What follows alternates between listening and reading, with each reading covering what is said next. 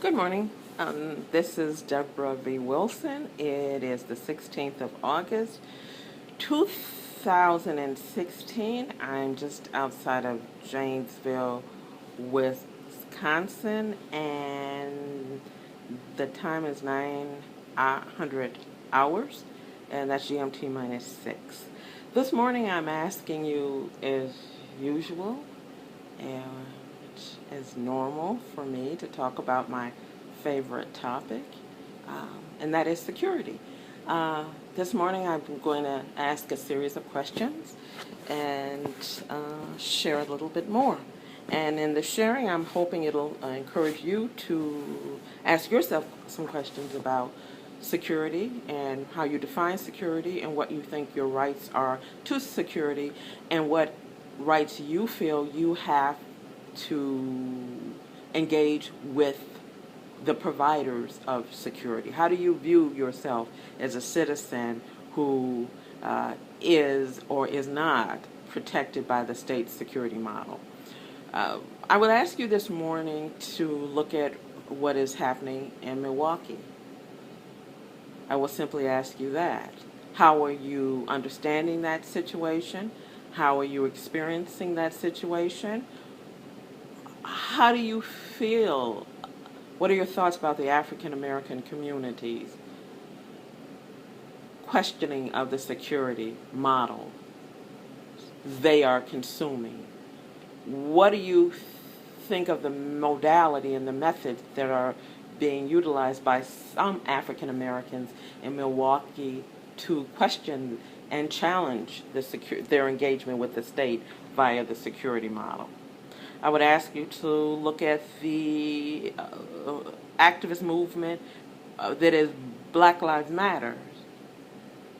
It is the activist movement is moving across the globe, and I would suggest there's a reason for that. I would suggest, but I would ask you, what does that say about what people now believe? Or perhaps have always believed, perhaps not, their engagement with the state via the security model. Do you believe that the security services are on par with any other state-funded service? And how do you engage with state-funded services? There's people that keep the streets in working order, the people that make sure the street lights are working, the people that pick up the garbage and make sure we have a, relatively speaking, clean environment. How do you, in countries in which there's a nationalized health service, when the health service doesn't provide what you need, do you feel you have a right to question that health service? At what point in which you're engaging with the state and state services do you stop thinking of yourself as a consumer? If there are state services provided to you that we, collective, the people, are funding, is that not inherent within that paradigm, within that relationship, that we are the consumers and we have some authority over the people providing service because we're funding them? How is that different when we're looking at, say, the people that provide our nationalized medical services compared to the people we entrust and we empower through our money to keep us safe? And at what point do we feel we have a right to question that model or question the services or lack thereof of services provided? Do we feel we ever have that right when it comes to the security model?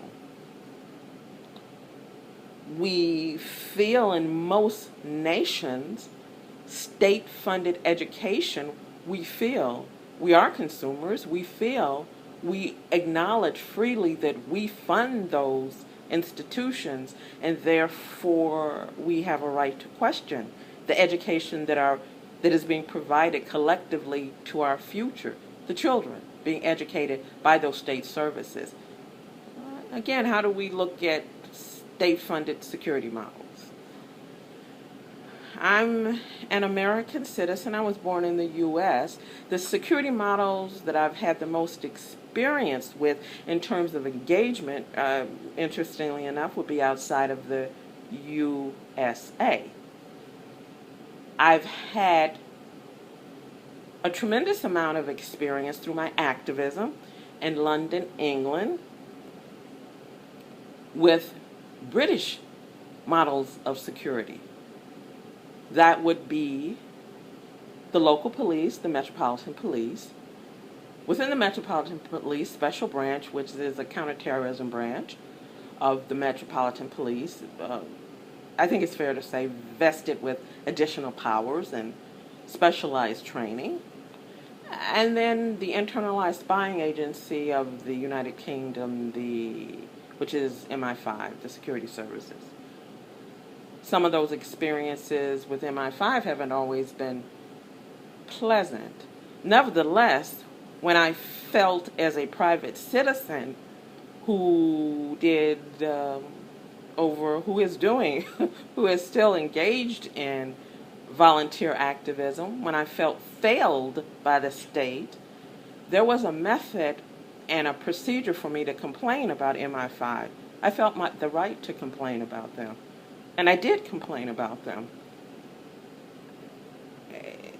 There was some fear, but it never occurred to me that I did not have a right to complain about MI5. I'm not a British citizen. However, over the last 25 years, I've lived in the United Kingdom for varying amounts of time. And in addition to those varying amounts of time, I've also done a tremendous amount of volunteer work.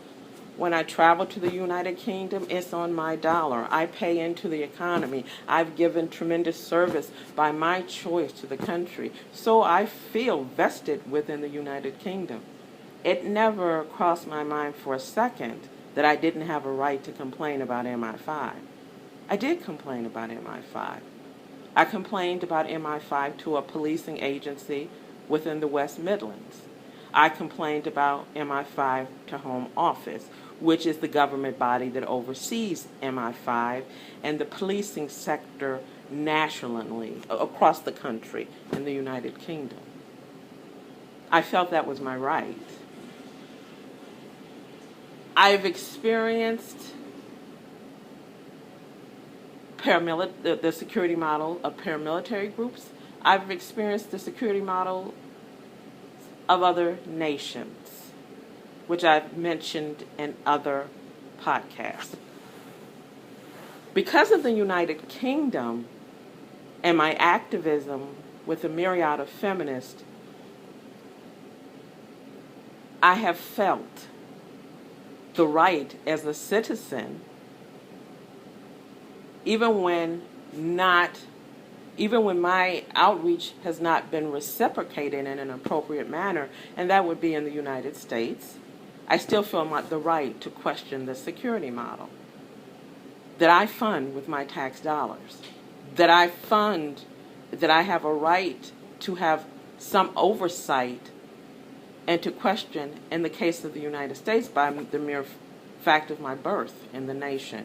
So this morning I'm going to ask you to look at the security model and wherever you call home, and what rights do you feel you have to question, to reach out to engage with?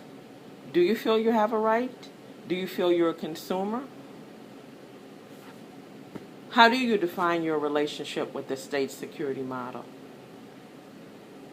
Do you feel that there is a mechanism that allows you to critique the model and to say you need to do better?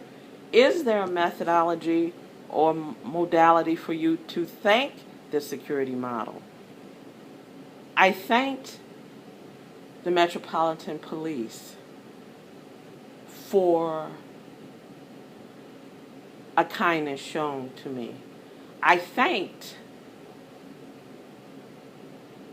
Home Office for being in receipt of my complaint about MI5. I've thanked Special Branch. I have thanked many in Ireland and in other parts of the world. And I have exercised my right as an American citizen to complain about the behavior and the lack of ethical engagement from the FBI and the CIA in the United States of America. What rights do you feel you have? What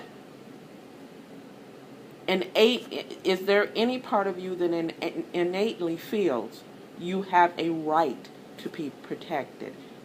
And if you do feel you have a right to be protected and secured by your state model of security, when it works, what do you do? When it doesn't work, what do you do?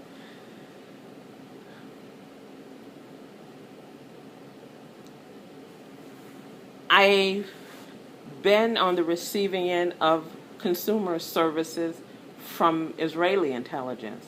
I'm not Israeli. I've never been in the country, so therefore I've never lived in the country. I had to be somewhat more creative and use modern tools of technology to say thank you, and then hope that that gratitude has been received. How do you engage with a security model? Do you engage with a security model? Do you feel you have the right to engage with a security model? Any security model. This is DebraVWilson. 16th of August, 2016, just outside of Janesville, Wisconsin. Thank you.